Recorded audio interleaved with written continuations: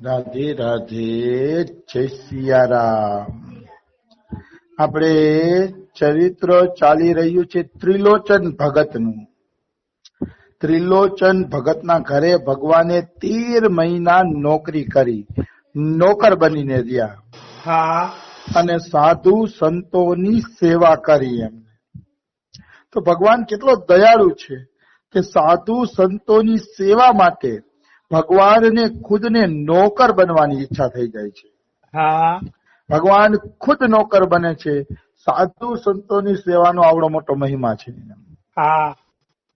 તો આ ત્રિલોચન ભગત અંતર્યામી ભગવાન કઈ રીતે સાધુ સેવા કરે? સરસ રીતે સેવા કરે. ચરણ દબાવે ને ત્યારે નવી નવી કથાઓ પૂછે સાધુને. હા. એટલે ચરણ દબાવવાની સેવા થતી જાય અને ભેગી ભેગી કથાઓ પણ સાંભળવા મળતી જાય. હા. તો સંતો પ્રશંસા કરતા કે અંતર્યામી તને તો ઘણું બધું જ્ઞાન છે, તું તો ઘણી બધી કથાઓ જાણે છે.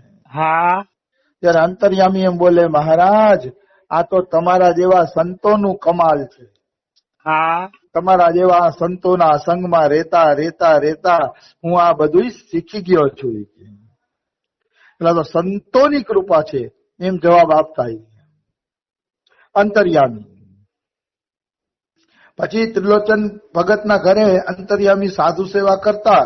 તો અંતર્યામી કેવી રીતે સાધુ સેવા કરે? તો કે બધાને ખૂબ લાડ લડાવતા. કારણ કે ગમે એમ તો એ અંતર્યામી છે ને. એક વખત એક સંતને રબડી ખાવાની ઈચ્છા થઈ કે રબડીનું જો આજે કઈક ભોજન ભોગ લાગે તો રબડી ખાવા મળે. એવી રબડી ખાવાની ઈચ્છા થઈ એટલે ભગવાનને ખબર પડી ગઈ અંતર્યામીને કે આ સાધુને રબડી ખાવાની ઈચ્છા થઈ છે. હા. એટલે એ તો ભગવાન જ હતા, અંતર્યામી જ હતા. એટલે ભગવાનની સાધુ પાસે જઈને કહે છે, કેમ મહારાજ આજે રબડીનો ભોગ લગાડી ઠાકોરજીને કેમ રહેશે? કઈ તમને વાંધો નથી ને? ત્યાં તો ઓલો સાધુ આનંદમાં આવી ગયો. હા. આનંદમાં આવીને કે અરે અંતર્યામી, આજ મારી ઈચ્છા રબડી ખાવાની જ હતી કે તું તો મારી મનની વાત જાણી ગયો કે આજ તો રબડીનો ભોગ થઈ જાય. વાહ રે વાહ. એવી જ રીતે અંતર્યામી કોઈ સાધુને એમ કે ફળનો ભોગ લગાડવો છે અને શાક મિષ્ટાન આ તે જેવી જેની ઈચ્છા હોય ને એવું અંતર્યામી બોલે અને એ પ્રકારે સેવા થાય તો કેટલો આનંદ આવે. પણ પેલા એ સાધુ એ પ્રકારના હતા હો. ભગવાનનું લક્ષ્ય લઈને નીકળેલા સાધુઓ ત્યારે હતા. હવે તો બધા ભંડારો અને પૈસામાં જ પડ્યા છે કે ક્યાં વધુ દક્ષિણા મળે છે. બિલકુલ. જ્યાં વધુ દક્ષિણા મળે ને ઈ ભંડારામાં સાધુ દોડી દોડીને જાય છે. આ થોડીક શરમજનક વાત તો કહેવાય. ભલે ભંડારો જમે એનો વાંધો નથી, પેટ પૂરતું તો સાધુને ગમે જમવું પડે. હા. તો પેટ પૂરતું જમે વાંધો નથી, પણ દક્ષિણા તગડી મળે ત્યાં જ જવું ને બીજે નો જવું ના તેને ઈ ઠીક લાગતું નથી. હા બિલકુલ. એવું બનવું જોઈએ નહીં. તો એટલે જ જો ભગવાન અત્યારે સેવા કરવા આવતા નથી. એટલે જ ભગવાન અત્યારે સેવા કરવા આવતા હોય એવું કોઈને દેખાતું નથી. હા. કહેવાનો ભાવ શું છે કે નથી દેખાતું એનું કારણ જ આ છે કે સાધુમાં ખોટાપણું આવતું જાય છે. હવે હા. નહીતર આજે પણ ઈશ્વર સેવા કરવા આવે, આજે પણ આપણા મનમાં જે ભાવ હોય એ પૂરો કરે, જે જમવાની ઈચ્છા હોય એ પૂરી કરે, પણ એ પ્રકારની સાધુતા આપણી અંદર હોવી જોઈએ. તો અંતર્યામી આ રીતે ત્રિલોચન ભગતના ઘરે સાધુ સેવા કરે છે. એ રીતે ઘણા સને છે ને અંચલા, લંગોટી, કૌપિન, કમંડલ અને લોટો હોય નહીં. ઘણા સંતોને કૌપિનની જરૂર હોય, ઘણાને કમંડલની જરૂર હોય, કોઈને લોટાની, કોઈને લંગોટાની જરૂર હોય. હા. તો બિચારા બોલી ના શકે. એટલે અંતર્યામી કે મહારાજ એકાદું કમંડલ અપાવી દઉં તો વાંધો નથી ને? કે હા તો સાધુ પ્રસન્ન થઈ જાય. કાહા અંતર્યામી એક કમંડલ અપાવી દેતો તો મારું કામ બની જાય. હા. અને એ રીતે અંતર્યામી એને એક કમંડલ અપાવે, કૌપિન અપાવે, એવું બધું જે સંતને જેની જરૂર હોય ને અપાવે. ને ત્રિલોચન ભગત પણ છૂટથી પૈસા ખર્ચ કરે. ત્રિલોચન ભગત એટલે જ છૂટથી પૈસા ખર્ચ કરતા કારણ કે ભગવાન એને થોડું થોડું આપ્યું હતું એટલે છૂટથી પૈસા ખર્ચ કરતા. નહીં તો અંતર્યામીને 7 શેર ભોજન કોણ ખવડાવી શકે રોજનું? પણ એ 7 શેર એટલે ખવડાવી શકતા કે ઈશ્વરે થોડું ઘણું આપ્યું હતું એટલે સાધુ સેવા સરસ રીતે થતી હતી. આ રીતે અંતર્યામી એવી સેવા કરે ને કે બધા સંતોના પ્યારા બની ગયા હતા. હા અને સંતો પણ અંતર્યામી ચરણ દબાવતા હોય ત્યારે સંતો આશીર્વાદ આપે કે ભૈયા અંતર્યામી તારી સંત ભગવાનમાં ખૂબ જ પ્રીતિ થાય, અમારા આશીર્વાદ છે કે તારી સંત ભગવાનની અંદર પ્રીતિ વધે. હા એવા આશીર્વાદ આપે. પછી બધાઈને લાડ લડાવતા એનો અર્થ એવો થયો કે સંતો પણ અંતર્યામીને ખૂબ લાડ લડાવતા. હા સંતોનું તો જાણે અંતર્યામી છે ને રમકડું જ બની ગયું હતું. સંતો એમ કે અંતર્યામી અહીંયા આસન લગાવી દે તો પટ કરતા ભગવાન દોડે અને આસન લગાવી દઈએ. હા કોઈ એમ કે અંતર્યામી પૂજા કરવી દે, થોડાક ફૂલ લઈ આવે તો ફૂલ લઈ આવે દોડીને. હા મતલબ અંતર્યામી સંતોના રમકડા જ બની ગયા હતા. હા રમકડું કોને કહેવાય કે રમવા વાળો જેમ નચાવે ને એમ નાચે ને એને રમકડું કહેવાય. હા એવી રીતે અંતર્યામી સાધુના રમકડા બનાવી ગયા હતા સાક્ષાત ભગવાન. હા સાક્ષાત ભગવાન હોવા છતાંય ભગવાને દેખાડ્યું કે સેવા કરવી હોય ને તો સાધુના હાથનું રમકડું બનવું પડે.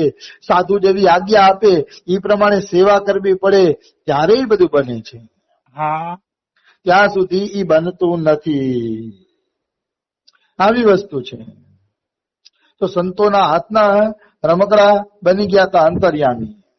હા આ રીતે એકબીજાને લાડ લડાવતા અને પરમ સુખ પામતા. હા મુનિ રઘુવીર પરસ્પર નવહી વચન અગોચર સુખ અનુભવહી. રામાયણમાં આવે છે કે વશિષ્ઠ ઋષિ રામને નમતા, રામ વશિષ્ઠ ઋષિને રમતા, પરસ્પર એકબીજાને બે જણા નમતા. તો એનું સુખ વચનથી અગોચર છે, વાણીમાં વર્ણન ન થાય એવું સુખ બેને મળતું. મતલબ ભગવાનને ભક્તનું સન્માન કરીને સુખ મળે છે અને આને ભગવાનનું સન્માન કરીને સુખ મળે છે. એ બેના સુખનું વર્ણન ન થઈ શકે. હા બે મિત્રો હોય ને કેટલાય દિવસ પછી મળે અને એકબીજાને ગલે લાગી જાય તો એને જે સુખ મળે છે એ સુખનું વર્ણન બીજા ન કરી શકે. બિલકુલ આવી વસ્તુ છે. એટલે અંતર્યામી આ રીતે સુખી થતો અને સંતોને સુખી કરતા અંતર્યામી. હા ગીતાજીના 3જા અધ્યાયના 11મા શ્લોકમાં કીધું છે પરસ્પરમ ભાવયંત શ્રેય પરમ અવાપ્ય સત્થ. મતલબ તમે સંતોની ઉન્નતિ કરશો, સેવા કરશો તો સંતોના આશીર્વાદથી તમારી ઉન્નતિ થશે. કૃષ્ણ એમ કીધું પરસ્પર એકબીજાની સેવાનો ભાવ હશે તો બેની ઉન્નતિ થશે. આવી વસ્તુ છે. પરસ્પર સેવાનો ભાવ રાખવો જોઈએ. પરસ્પર સેવાનો ભાવ કરવાથી આ રીતની ઉન્નતિ થાય છે. હા બીજી બાજુ ત્રિલોચન ભગતની પત્ની પણ અંતર્યામીને ખૂબ લાડ લડાવતી. હા એને અંતર્યામીમાં પોતાનો દીકરો દેખાતો એટલે ખૂબ લાડ લડાવતી અને અંતર્યામીને ખૂબ ખવડાવતી પીવડાવતી. હા અને અંતર્યામી પણ ભોજન કરવા બેહે એટલે ખલાસ, ભોજન કઈ રે જાય હજી લાવો. અરે ભાઈ સાક્ષાત ગિરિરાજ તો છે, પછી ખાઈ તો ખરા ને. હા ગિરિરાજ વ્રજવાસીઓનું બધું અન્ન જમી ગયા હતા અન્નકૂટના દિવસે.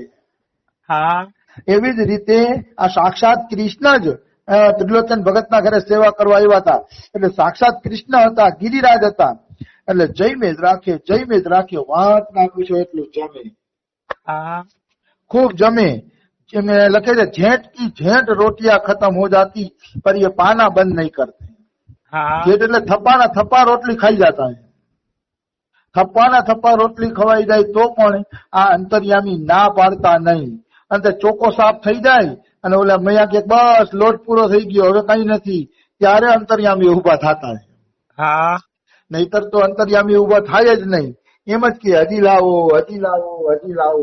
એમ જ બોલે રાખતા અંતર્યામી. હા તો કહેવાનો ભાવ શું છે? કહેવાનો ભાવ એ છે કે ત્રિલોચન ભગતના પત્ની પણ અંતર્યામીને પ્રેમથી જમાડતા, પ્રેમથી લાડ લડાવતા. હા પણ આહા ત્રિલોચન ભગતના પત્નીથી એક ભૂલ થઈ ગઈ. અને ભૂલ એ થઈ કે માણસ છે ને પાડોશીના ઘરે બેહવા જાય ને એટલે નખો જ વળે. ક્યારેય આડોશી પડોશીના ઘરે કામ વગર બેસવા જવું જોઈએ નહીં. કારણ કે કામ વગર માણસ બેસવા જાય ને એટલે નિંદા ટીકા ઈર્ષાની વાત થઈ જ જાય અને જીવનું જીવતર ધૂળ ધાણી થઈ જાય છે. એટલે કારણ વગર કોઈના ઘરે બેસવા જવું નહીં, અને જવું પડે તો જેટલું કામ હોય ને એટલું કામ પૂરું કરીને તરત હાયલું આવવું જોઈએ. ત્રિલોચન ભગતના પત્નીથી એક ભૂલ થઈ ગઈ. ભૂલ એવી થઈ ગઈ કે એકવાર ઈ પડોશીના ઘરે બેસવા ગયા.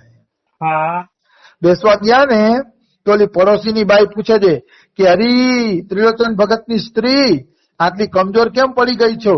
તું તો દુબળી પડી ગઈ છો અને થોડીક ઉદાસ ઉદાસ પણ લાગસ, શું થયું છે?